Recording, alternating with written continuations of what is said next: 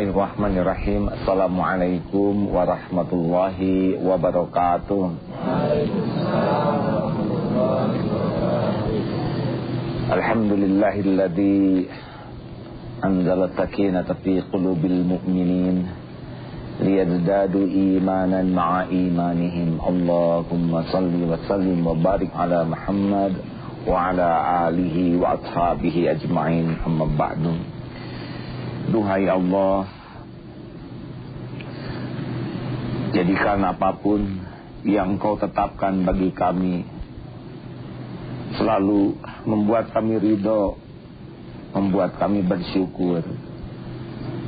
Jadikan apapun yang harus kami robah, berikan kekuatan kami merubahnya di jalan yang Engkau sukai. Berikan kepada kami kesabaran dan berikan kepada kami kenikmatan menyempurnakan ikhtiar di jalan-Mu ya Allah.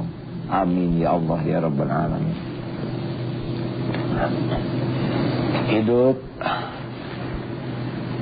tidak akan selamanya sesuai dengan keinginan kita. Tidak menarik kalau semua kejadian sesuai dengan keinginan.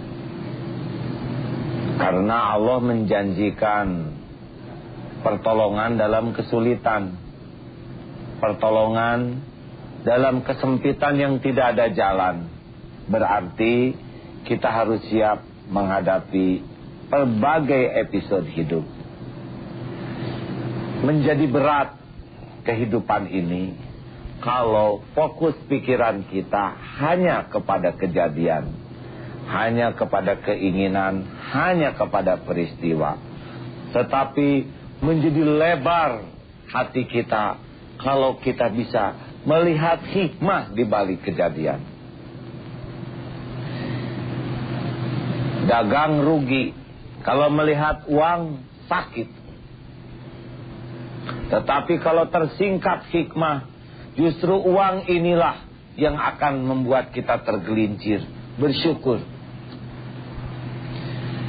Tertinggal kendaraan, kecewa. 1 jam kemudian tahu kendaraan ini celaka, bersyukur.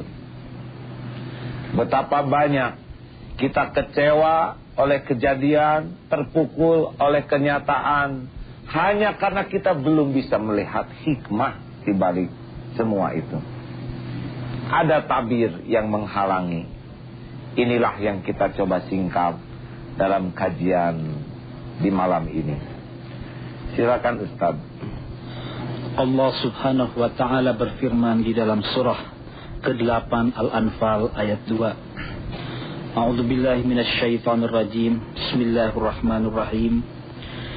Innamal mu'minuna alladzina idza dzukirallahu wajilat qulubuhum wa idza tuliyat 'alaihim ayatuhu zadatuhum imana wa 'ala rabbihim yatawakkalun. Shadaqallahul azim.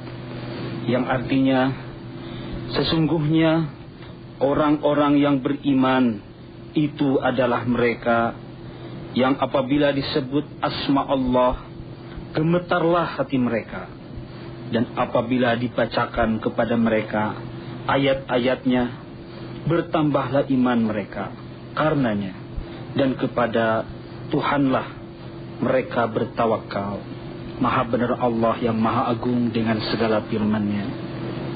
Al-Hikmah berkata, kaifa yashruqu qalbu suwarul akwani muntabi'atun fi mira'atihi am kaifa yarhalu ilallahi wa huwa mukabbalun bi syahawatihi am kaifa yatma'u ay yadkhula hadratallahi wa huwa lam yatatahhar min janabati ghafalatihi am kaifa yarju ay yafhama daqa'iqal asrari wa huwa lam yatub min hawafatihi hawasi. Bagaimana akan dapat terang hati seorang yang gambar dunia ini terlukis dalam lensa cermin hatinya? Atau bagaimana akan pergi menuju kepada Allah padahal ia masih terikat, terbelenggu oleh syahwat hawa nafsunya?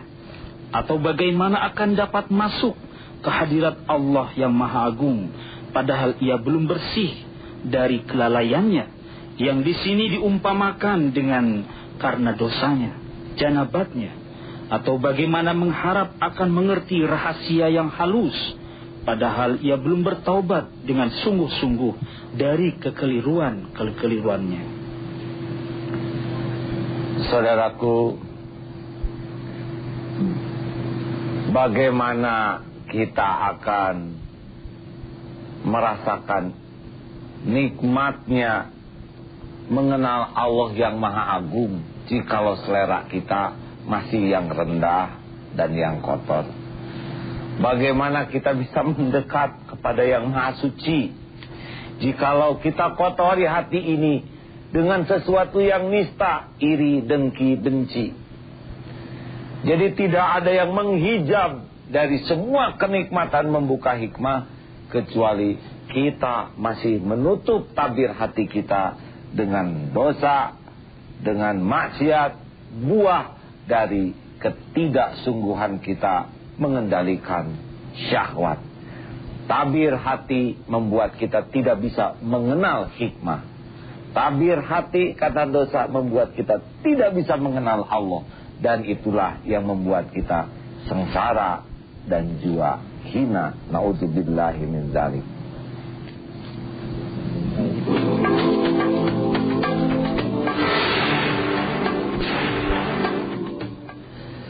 Gelas bening berisi air bening. Dimasukkan satu butir debu, mudah melihatnya, mudah pula mengambilnya. Gelas kotor berisi air kotor, jangankan debu, paku yang berbahaya saja tidak terlihat. Begitulah orang yang bersih hatinya, kalau dia berbuat salah, peka terhadap kesalahannya dan mudah bertaubatnya. Orang yang hatinya kotor oleh maksiat, jangankan dosa kecil, dosa besar saja tidak pernah dia rasakan, bergelimang sekalipun. Gelas bening berisi air bening, seberkas cahaya masuk menerangi sisi-sisi lainnya. Gelas kotor berisi air kotor, setiap cahaya tidak akan menerangi isi, apalagi menerangi yang lain. Orang yang berhati bersih, seberkas ilmu bisa mencahayai dirinya, merubah akhlaknya, membahagiakan dirinya, dan menjadi cahaya bagi lingkungannya. Orang yang berhati busuk, walaupun sekelilingnya gudang ilmu, tidak akan pernah bercahaya hatinya, dan tidak membawa manfaat bagi lingkungannya. Maka kegigihan menjaga kebeningan hati, selain membuat mengenal Allah, membersihkan diri, juga membuat ilmu akan membersihkan dan memuliakan dirinya.